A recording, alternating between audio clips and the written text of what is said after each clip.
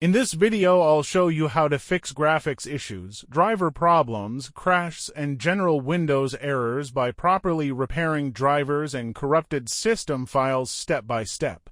The first thing you should do is open Device Manager. You can get there by right-clicking the Windows icon and selecting Device Manager from the menu. Once the window opens, expand the Display Adapters section so you can see your graphics device. After that, right-click your graphics card and choose Update Driver.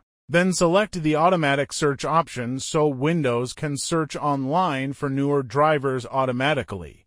If Windows finds a newer version, let it install completely before closing the window. If your PC uses a dedicated graphics card like NVIDIA or AMD, it's also a really good idea to download the newest drivers directly from the official NVIDIA or AMD website instead of relying only on Windows updates.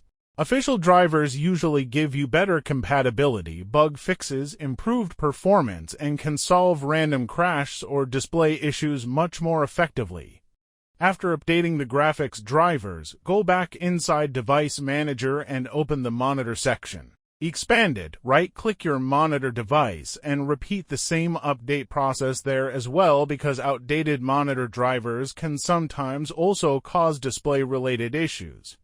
Once all the driver updates are done, the next step is repairing Windows system files. Open the Start menu, search for Command Prompt, and make sure you run it as administrator.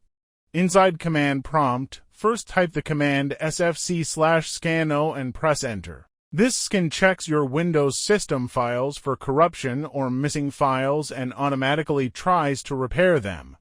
Let the scan fully complete before moving to the next step because interrupting it can cause additional problems. After that, continue running the additional Windows repair commands one by one.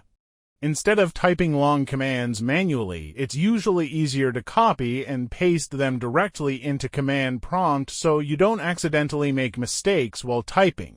Every repair command needs time to finish properly before you start the next one, so be patient and let each process fully complete.